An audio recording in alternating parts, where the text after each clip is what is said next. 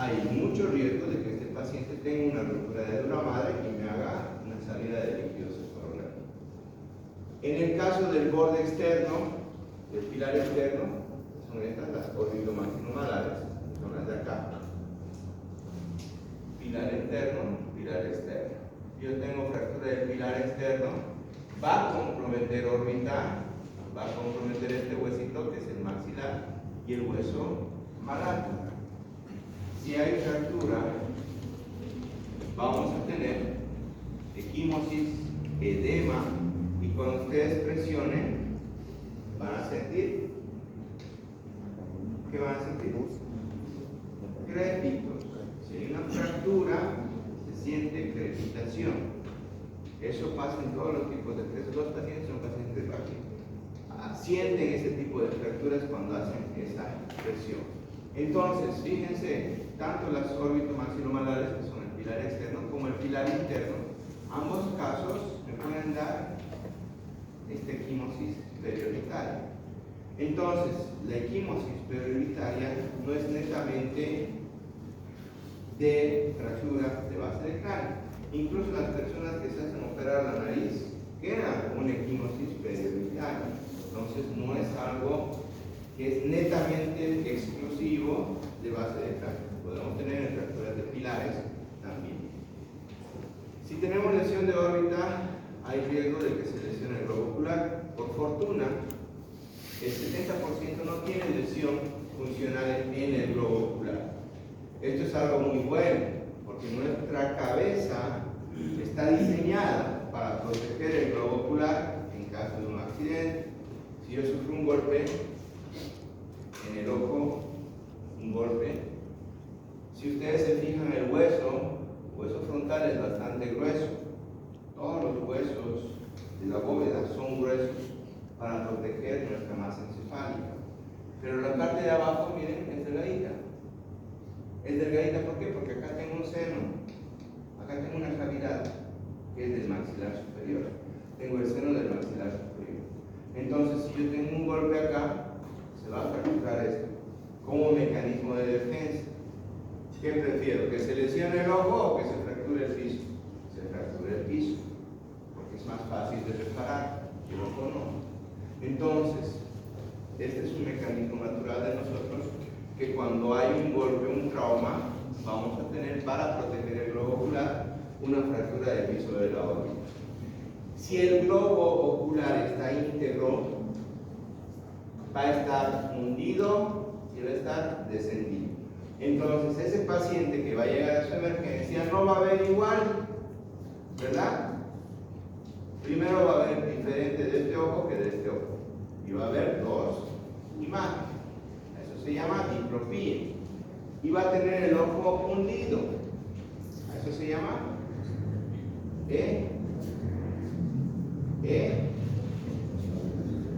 exoftalmos, es para afuera. Para adentro, enoftalmo.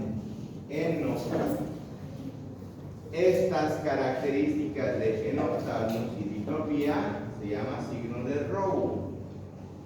Signo de Rowe. Y lo van a ver así al paciente, con el ojo hundido, y le va a decir que tiene una visión doble. Signo de Rowe, característica de fractura de base, fractura del piso de la órbita. Fractura del piso de órbita. Bien. Tercio medio es lo que más les van a preguntar en sus exámenes de residencia.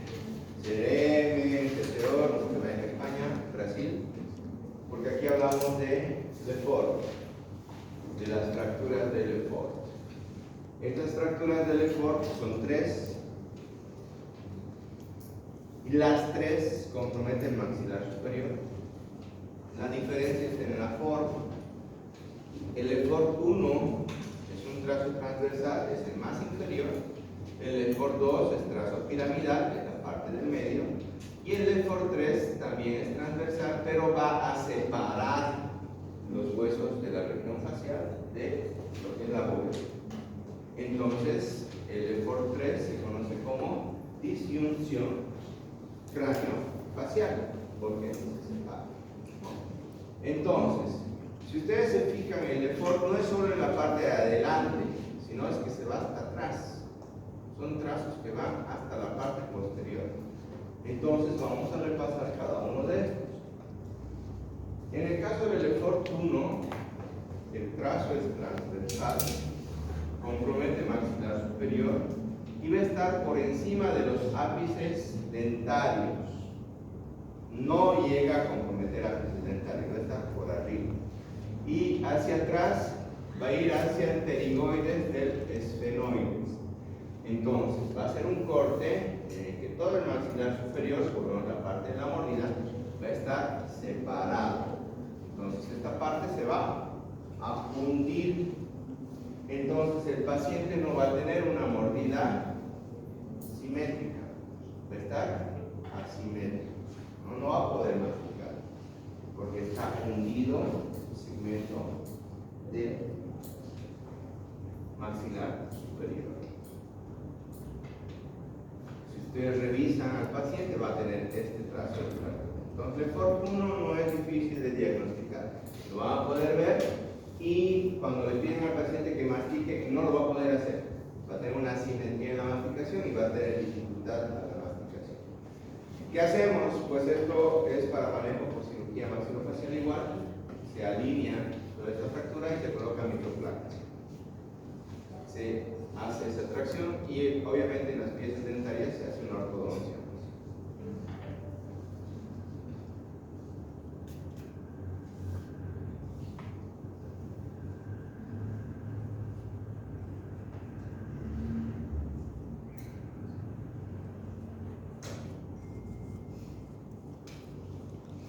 Bien, entonces reducen, alinean esta fractura y colocan las microplacas.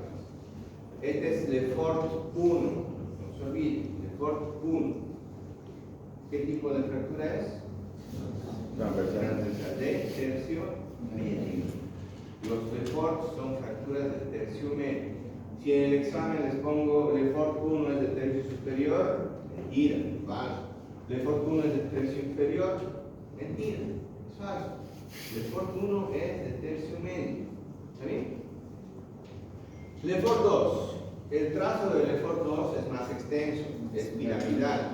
Va a ir por la mitad del maxilar superior, va a comprometer piso de la órbita y pared interna de la órbita, va a comprometer canal lacrimal y va a comprometer dos suturas, la sutura nasofrontal y la maxilofrontal. Estas dos suturas están comprometidas. Entonces, a diferencia del effort 1, no solo se va a hundir esta parte del maxilar, sino se va a hundir también la nariz. La parte de la nariz se hunde en el effort tipo 2. ¿Cómo se llama terminológicamente eso? La nariz hundida. Se llama platirrinia. Nariz aplanada, nariz hundida, se llama platirrinia. Entonces, el paciente con effort 2 va a tener este tipo de fractura y va a tener, aparte del hematoma periorbitario, va a tener el aplanamiento nasal, la desviación del tabique, hemorragias conjuntivales, epistaxis, y va a tener telecanto. ¿Quién sabe qué es telecanto?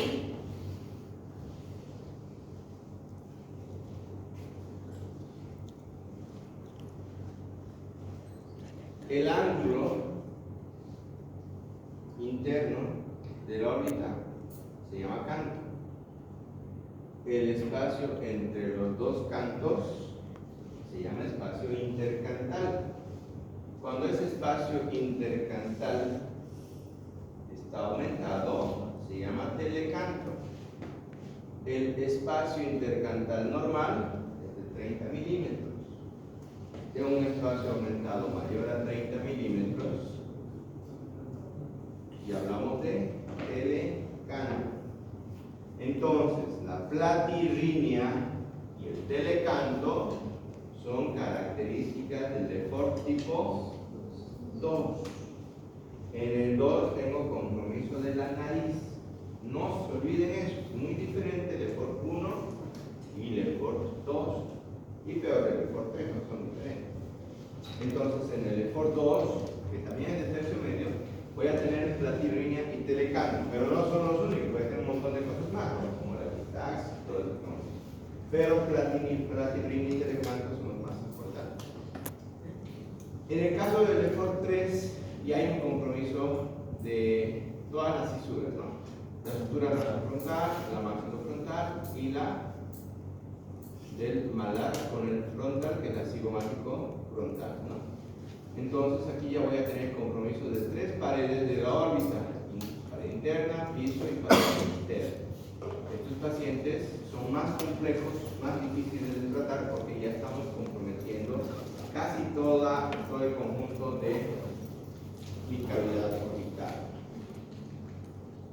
Lo que habíamos mencionado, estos pacientes son de tercio medio, todo lo que es de FOR es tercio medio. Tercio inferior, netamente maxilar inferior. Si yo tengo una fractura del maxilar inferior, va a ser igual que el de FOR 1. La mordida va a ser asimétrica. No va a poder masticar está todo chueco, ¿verdad? Entonces ese ya es un dato. Nosotros solo viendo al paciente cuando llega de emergencia, yo puedo decir, así este paciente tiene un trauma maxilofacial severo o no severo con fractura de tercio inferior. Se puede hacer el diagnóstico clínico con solo ver en emergencia. ¿Cuáles son las zonas que más frecuentemente se lesionan en maxilar inferior? Cóndilo es el mayor, con 30% el cóndilo del maxilar, y le siguen el cuerpo y el ángulo del maxilar inferior con un 25%. El cóndilo del maxilar es lo que más se fractura porque es la parte más delgada, ¿no? Entonces, cóndilo del maxilar en el 30% y cuerpo y ángulo del maxilar en el 25%. Generalmente vamos a tener este tipo de escenarios, ¿no? Puede ser un paciente con una fractura aislada, pero la mayoría de los casos vamos a tener fractura de tercio superior, de tercio medio, de tercio inferior, fractura por todo lado. Si es que tiene un trauma con bastante mecanismo de severidad, ¿no? En estos casos ya es múltiples fracturas asociadas. Yo no voy a poder decir, este tiene solo un deporte 1 o solo un deporte 2, tiene todo asociado. Y eso es lo que tenemos que tener mucho cuidado. Si todos los hospitales tuvieran este tipo de tomografía, que es una tomografía con reconstrucción de macizo facial en 3D, en el Bajío tenemos, pero no se tiene todos los hospitales. Si lo tuviéramos sería buenísimo, ¿no? Pero ustedes van a ver en su centro de salud cuando vayan a hacer provincia que lo máximo que van a tener es la clínica, sus conocimientos, por eso tienen que ir con buenos conocimientos a la provincia, no es tan chaca. Y los estudios de imagen son otro apoyo. Como les digo, a veces no contamos con la tomografía, pero sí podemos hacer las radiografías y dependiendo del perfil que ustedes pidan, hacer el diagnóstico. Trauma maxilofacial no va a correr el riesgo de la vida del paciente, difícilmente lo hace, solo cuando es un trauma severo lo va a hacer y les he demostrado, ¿no? La mayoría, es algo que me he olvidado mencionarles, la mayoría de las lesiones son de partes blandas, más del 50% son lesiones de partes blandas en caso de fractura o de trauma maxilofacial. Entonces, no deja de ser importante, aunque no corra el riesgo de la vida del paciente, porque lo importante va a ser prevenir que no tenga una lesión de los músculos y que no tenga una alteración estética y funcional, que es lo más importante en la región facial del paciente, ¿no? Eso es algo que tenemos que tomar muy en cuenta. Y con este tema más acabamos. Para los que recién han llegado, la siguiente semana tenemos vía aérea, trauma craneoencefálico, trauma maxilofacial y trauma cervical. Con este tema acabamos el temario para el primer parcial. Todos los temas están en el ATP. Entonces, en trauma cervical, ¿En dónde? hay varias clasificaciones y de las más importantes están en las lesiones de parte anterior y lesiones de parte posterior. En las lesiones de parte anterior vamos a ver todo lo que es desde la piel, vamos a ir a región muscular, vamos a ir a vía respiratoria, especialmente tráquea y esófago. Y en la parte posterior vamos a ver columna vertebral, vamos a ver lesiones óseas y vamos a ver lesiones medulares. Aquí ya tenemos lesiones neurológicas que van a repercutir en el resto del cuerpo. Si yo tengo una lesión cervical, el paciente puede quedar con hemiplegia o cuadriplegia, dependiendo de dónde está la lesión.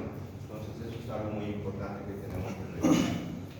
De toda la columna vertebral, fíjense ustedes, 15%, 55% de las lesiones ocurren en región cervical. ¿Por qué razón? Porque de toda la columna, la región cervical es la que es menos protegida.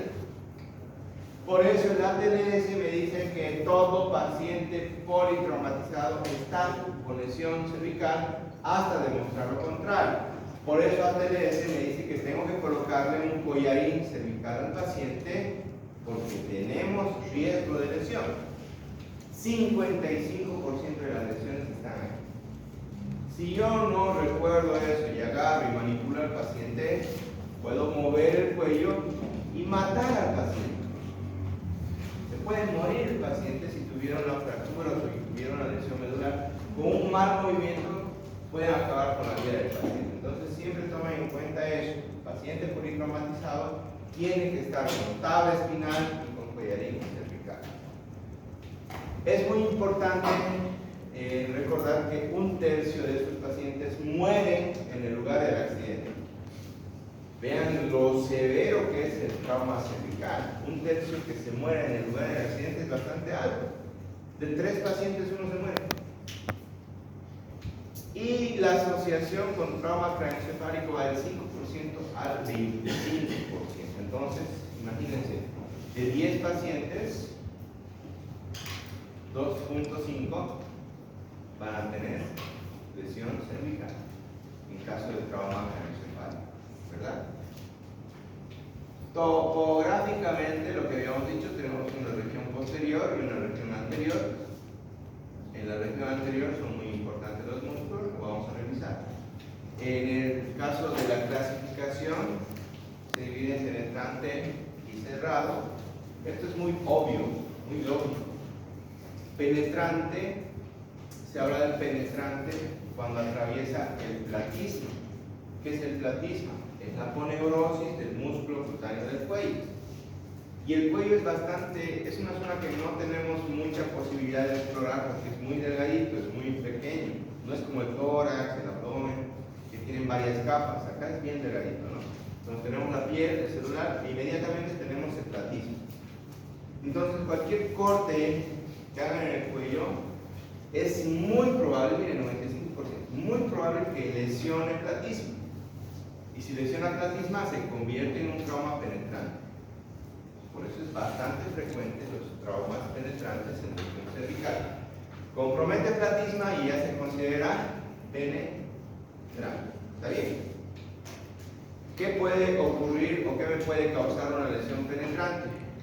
Heridas por arma de fuego, heridas por arma blanca que pueden ser objetos punzantes, cualquier tipo de objeto, ¿verdad? Y en el trauma cerrado, generalmente este mecanismo de aceleración y desaceleración que ocurre en el accidente de tránsito puede ocurrir una lesión cervical cerrada, la contusión, las ahorcaduras y la estrangulación también me pueden dar ese tipo de lesión cervical cerrada. No se olviden, 95 son penetrantes. ¿Cómo vamos a dividir las zonas por trauma? Es muy diferente región cervical por triángulos cervicales, por niveles ganglionales y por trauma. Según esta clasificación de Runge-Christensen, son 3 zonas. Cuando yo hable de trauma, voy a hablar de la zona 1, que va de este espacio que tengo aquí, del esternón, que es la horquilla external, hasta el cartílago cricoides. ¿Dónde está el cricoides? Debajo del tiroides. El cartílago tiroides es el más prominente. ¿Cómo se llama? Nuestra manzana.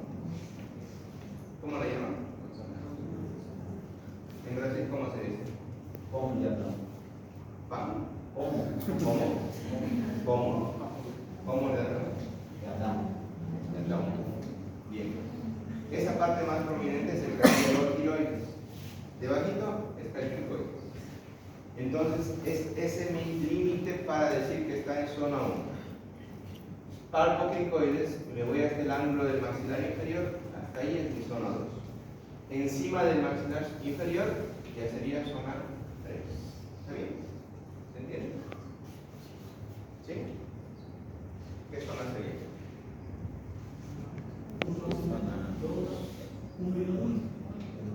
Aquí está su manzana, que vamos a sacar. Zona 1, muy bien. ¿Esta? Zona 2. Ahí se ve bien, aquí no está el cricoides.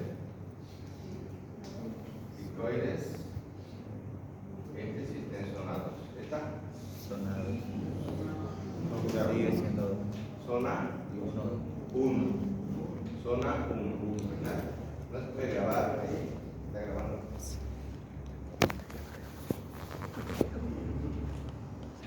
¿Cuáles son los signos mandatorios de lesión? Si yo tengo una lesión cervical, obvio que si está sangrando severamente, se puede morir el paciente, ¿verdad? Eso es algo muy lógico. Si está sangrando y me hace un hematoma expansivo, también para preocuparse, porque si está haciendo un hematoma expansivo es porque está sangrando mucho. La hemoptisis, la hematemesis, cuando el paciente tiene tos con sangre, hemoptisis, tiene vómitos con sangre, hematemesis, es otra cosa que no han podido responder en su examen de grado. No sabían la diferencia entre hemoptisis y hematemesis. Ya saben, ¿verdad? Como que no saben, pues, hemoptisis, vómitos, hemoptisis, tos con sangre. Hematemesis, vómitos con sangre. Si ustedes ven un paciente que viene con trauma cervical y está con hemoptisis o hematemesis, está grave. No es algo normal. Bien. Si tiene una herida y está saliendo aire por esa herida, tiene una herida soplante, tampoco es normal. Si tiene un enfisema subcutáneo, que es cuando ustedes palpan la piel y sienten crépitos, si van al hospital les voy a hacer palpar. Todos los pacientes posquirúrgicos tienen enfisema subcutáneo posquirúrgico y se palpa clarito eso, para que sepan reconocer. El dolor al deglutir, ¿cómo sería eso terminológicamente? Odinofagia. Ya subieron las dos. Odinofagia es dolor al deglutir. Disfagia es dificultad al deglutir. Es muy diferente la disfagia que la odinofagia. Ronquera y pulsos alterados, pulsos carótidos. Todos esos son signos mandatorios de lesión. Clínicamente es fácil reconocer si la lesión es de vía aérea, si es de vía digestiva o de lesión vascular. Si fuera de vía aérea, el paciente no va a poder respirar, está con dificultad respiratoria, con estilo de enfisema subcutáneo, va a tener ronquera, disfonía y hemoptisis.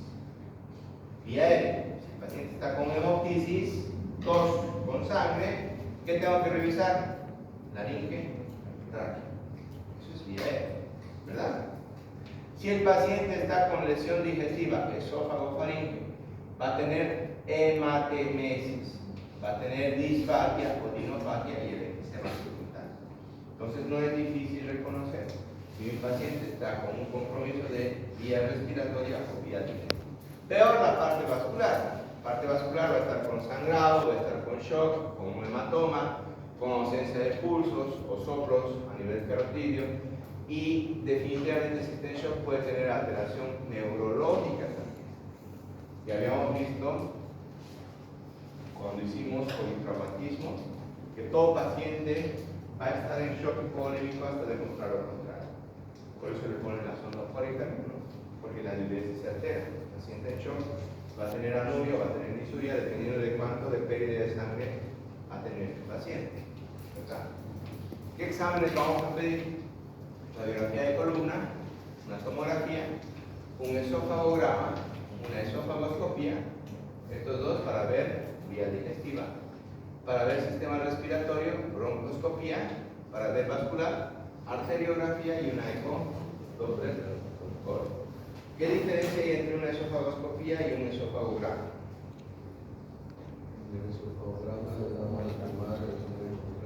Muy bien, perfecto. Esofagograma, como su compañero bien lo dice, le damos un contraste y le hacemos una radiografía. En cambio, la esofagoscopía es ver. Tenemos una cámara, un endoscopio y vamos a ver eso. Entonces, este es un esofagograma. Ya han hecho radiología, ¿verdad? ¿Qué contraste voy a usar? Muy mal. Varios se mueren sus pacientes. Tienen que poner un contraste iodado. Varios no lo veo. Cuando tengan perforación, nunca pongan varios tóxicos. Entonces, un esofagograma le vamos a hacer al paciente con sospecha. En este caso, por ejemplo, si tienen desparramado el contraste, está perforado el esófago. Fácil de hacer diagnóstico, ¿no? Súper fácil. En las lesiones, entonces, si tengo una lesión arterial, 13%, venosa 18%, en general las lesiones vasculares son altamente mortales, casi 50%. Es súper alto. Un paciente que tiene una lesión vascular en el cuello, es muy fácil que se muera, 45%. Y miren esto, son asintomáticos. El paciente que tiene lesión vascular puede venir tranquilo, sin hematoma, sin sangrado, sin nada, y se va a morir, porque no tiene signo. Por eso la importancia de los exámenes. En el caso de las lesiones de tráquea, que son estas, la incidencia es del 16%, las más comunes, las de tráquea porque son las más expuestas. Tráquea y esófago son muy difíciles de manejar, muy difíciles. Tráquea, si yo tengo una lesión de tráquea, hacer una cirugía es bastante complejo. Reparar tráquea generalmente deriva en fístulas, porque es una estructura muy delgada, es una estructura muy débil. Y la mortalidad asciende al 35%. Le sigue mortalidad a esta, ¿no? 45% las vasculares, 35% las del tráquea. Y el esófago, que tiene una incidencia del 9%, es la menos común porque está protegida por la tráquea. Pero vamos a tener pacientes asintomáticos igual en el 35%. Esto debería llamarles mucho la atención, que los pacientes con lesión cervical tienen un índice de presentación de asintomáticos del 35-45%. Entonces, cuando ven un paciente que se ha ahorcado, que se ha estrangulado porque le ha dejado a su novia, lo que sea, no le dejen ir, internen a ese paciente, porque después se va a descompensar y se va a morir en su emergencia. Peor si es un accidente de tránsito que ha hecho este mecanismo de látigo, ya de por sí, por tener ese mecanismo de látigo, yo tengo que sospechar en lesión cervical. Pónganle el collarín porque se puede morir. Háganle los exámenes que hemos dicho y vean si hay los signos mandatorios de lesión. Bien. Vamos a hablar ahora de lo que son lesiones de parte posterior. En esta parte tenemos el canal medular y tenemos el hueso de la columna vertebral. Si ustedes revisan el ATLS, lesiones medulares, síndrome medular, está como en 10 hojas. No vamos a hablar de todo, vamos a hablar de lo más resumido y de lo más importante. ¿Qué es lo más importante? Que en esta zona de la médula tiene la salida de estos nervios que van a ir hasta la piel. La médula tiene conexión con la piel, ¿verdad? Y esta conexión a nivel radicular se conoce como dermatoma. Entonces tenemos los dermatomas. Y los dermatomas los podemos evaluar. Ustedes ya han llevado en semiología que podemos evaluar dermatomas, la sensibilidad a nivel de la piel por medio de el tacto y la punción. Entonces, yo voy a ir evaluando según la zona por donde sale el dermatoma. Esto es muy sencillo porque los pacientes que tienen lesión cervical, los dermatomas del C4 hasta el C7 más o menos va a ir a miembros superiores. Entonces C5 llega hasta deltoides, C6, C7 hasta C8 van hasta los dedos. Entonces el dermatoma va a ir a toda la extremidad superior, C5 deltoides, C6 hasta el pulgar, C7 hasta el dedo medio y C8 hasta el dedo meñique. Entonces ahí estoy cubriendo todas las cervicales. Si tengo una lesión cervical entonces lo más probable es que todo el miembro superior se afecte. Yo tengo que evaluar eso. Ahora, las lesiones pueden ser parciales o pueden ser totales. ¿Qué pasa si tengo una sección total de la médula? El paciente se muere, ¿verdad? Dependiendo de dónde está la sección, la lesión, vamos a tener pacientes que van a estar en cuadriplegia. Si yo tengo una lesión cervical alta, C2, C3, C4, va a dejar sin inervación toda la extremidad, entonces el paciente no va a poder mover ni los brazos ni las piernas, estará en cuadriplegia. Si la lesión es más baja, en la región lumbar, la sección va a ir a extremidades inferiores, entonces el paciente no va a poder caminar, pero sí va a poder mover los brazos. Eso se llama EMI. Si yo tengo una lesión neuronal por los dermatomas, puedo evaluar con el tacto las cervicales en el miembro superior, las dorsales las voy a evaluar en tórax y abdomen, las lumbares y sacras en extremidades inferiores. No necesitan saber más. Las sacras sí son importantes porque las vamos a evaluar en el esfínter anal. Entonces, el taco que ustedes hacen cuando tienen un paciente politraumatizado y el esfínter está hipotónico, significa que hay una lesión sacra. Entonces, el dermatoma sacro está afectado y hay una lesión de columna vertebral. Por eso es importante hacer taco. Si hacen el taco y no hay una buena respuesta del esfínter, hay una lesión medular. Ahora, estas lesiones también pueden concentrarse en la misma médula. Tenemos varios canales, tenemos varios tacos, pero solo hay tres que se evalúan clínicamente, que son estos: el espinotalámico, el córtico espinal y las columnas dorsales. Los únicos que se pueden evaluar clínicamente. Entonces, si yo tengo una lesión que es bien localizada en la médula y es de la parte anterior, se conoce como síndrome medular anterior. Si es de la parte media, se conoce como síndrome medular medio. Y si es la mitad de la médula, se conoce como una hemisección medular. Esta hemisección, si ustedes revisan el TLS, se conoce como síndrome de Brown-Séquard. El Brown-Séquard es una hemisección medular. Ahora, ¿qué diferencia hay entre estos tractos? ¿Cómo los evaluamos? Es bastante fácil. El córtico espinal evalúa tono y fuerza muscular. Entonces, al evaluar tono y fuerza muscular, estamos evaluando el tracto córtico espinal. El espinotalámico me evalúa la sensibilidad al dolor y me evalúa la temperatura. Entonces, temperatura y dolor lo vamos a evaluar con el espinotalámico.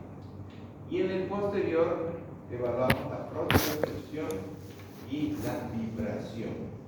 Si tiene alterado propiocepción, vibración, tono muscular, fuerza muscular, temperatura, dolor, de un solo lado, porque está seccionado la mitad de la médula. Si tengo los tres haces comprometidos. Y si solo tengo uno, es un síndrome anterior o medio posterior. ¿Se entiende? ¿Sí? Lo que tengo que evaluar entonces son los tres haces. Solo son tres haces que se evalúan clínicamente: espinotalámico, córtico espinal y las columnas dorsales. Espinotalámico, temperatura y dolor. Córtico espinal, tono muscular, fuerza muscular. Y la columna dorsal, la propiocepción, la vibración. Si hay una hemisección medular, se aplican los tres del lado contralateral. Bien. En el caso de las lesiones óseas, la columna vertebral la dividimos en 7 vértebras. El atlas es la primera vértebra y el axis es la segunda. Estos dos me dan el movimiento de lateralización de la cabeza. Y cuando yo tengo este mecanismo de látigo, en el caso de un accidente de tránsito, lo primero que se va a lesionar es esta articulación. ¿Por qué razón? Porque yo tengo un ligamento. Si ustedes se acuerdan de anatomía, el atlas es como un anillo y el axis tiene como una apófisis, que se conoce como apófisis odontoides, y el atlas va sobre el anillo, de esa forma. Y para que esté sujeto el atlas al axis, tengo un ligamento que es el ligamento transverso, que sostiene el atlas al axis. Entonces, cuando yo tengo este mecanismo del látigo, lo primero que se lesiona es ese ligamento transverso. Se lesiona. Y el paciente no va a poder hacer la lateralización, no se puede, la lesión.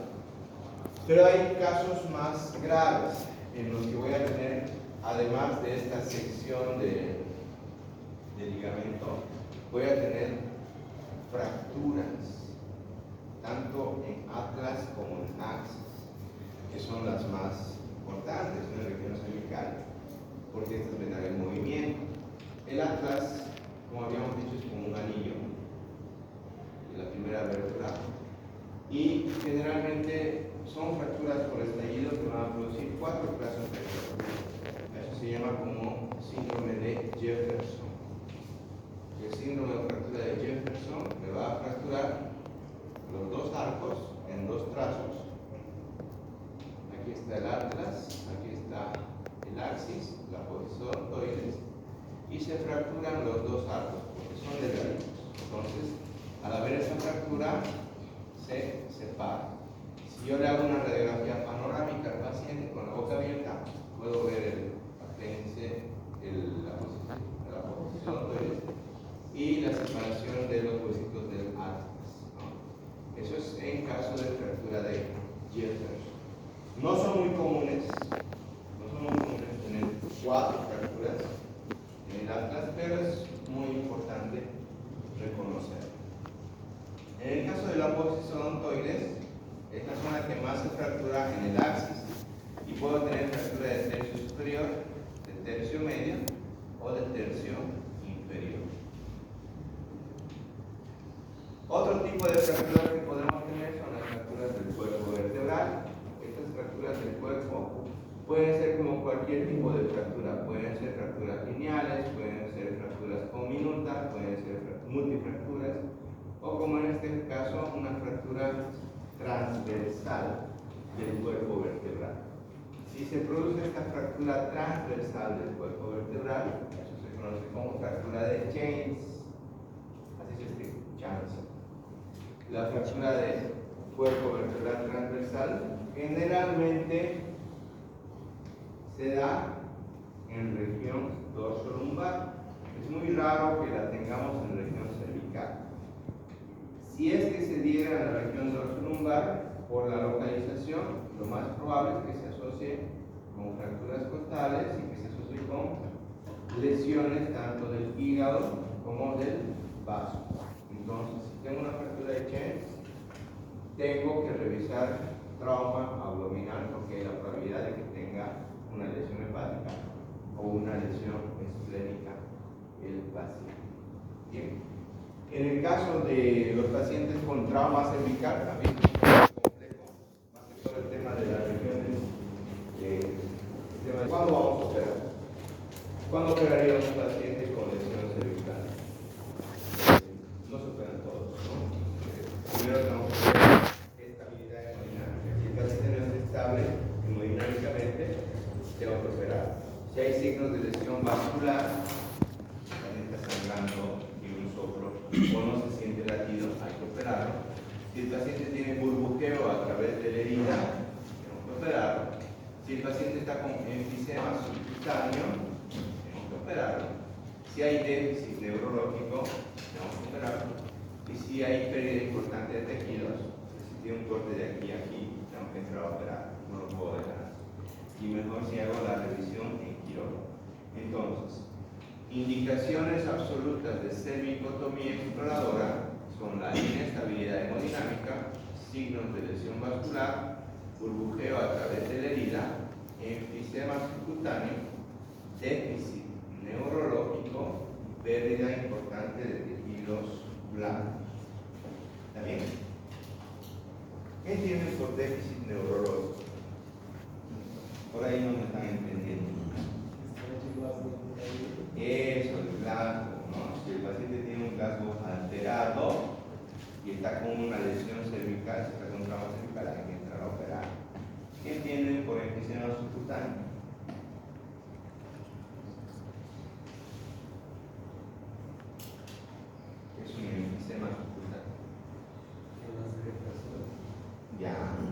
crepitaciones. ¿Y por qué se da el crepito? Por la fractura, pero porque no siempre, en el cuello, no siempre va a ser por la fractura, va a ser por la perforación. O sea, vamos a tener una perforación. Si tengo una perforación de tráquea o de esófago, va a salir aire. Y ese aire se va a meter en la grasa, en el tejido celular. Entonces, cuando tengo aire dentro del tejido celular, se llama enfisema subcutáneo. Y eso no siempre se da por fracturas. Hay casos en el que, vamos a ver cuando hagamos mediastino, si tengo procesos inflamatorios, si tengo un neumomediastino, va a ir a comprometer también el tejido celular. Entonces, el enfisema subcutáneo es sumamente importante, ustedes sepan reconocer. Y palpando, solo palpando y sintiendo los créditos, pueden saber que hay aire en el tejido celular, porque a veces vamos a tener traumas cerrados que no vamos a poder ver lesiones. Y si tengo palpación de créditos en el cuello, es porque está perforada la tráquea o porque está perforada el esófago. Y eso hay que entrar a revisar. Inestabilidad hemodinámica, ¿se entiende? ¿Qué sería inestabilidad hemodinámica? Muy bien, está descompensado, presión baja, taquicardia, hipotensión, taquicardia, taquipnea. ¿Taquipnea qué sería? La frecuencia respiratoria mayor a 20. Frecuencia respiratoria mayor a 20. Que esté taquipneico, que esté con la saturación baja, que esté con la gasometría arterial alterada, que esté con disuria, con anuria o con oliguria, que tenga alteración neurológica, que todo eso es inestabilidad hemodinámica. De signos de lesión vascular ya les he hablado, burbujeo a través de la herida, sí o sí, cuando tengo una herida y sale burbujeo, sale aire, hay que revisar, hay que entrar aquí. Cualquier herida que tenga en el cuello hay que entrar a ver, a revisar en quirófano. Después no sería nada. Por último, el manejo de estos pacientes, como cualquier paciente que sufre un trauma, debe comenzar. ¿Por qué?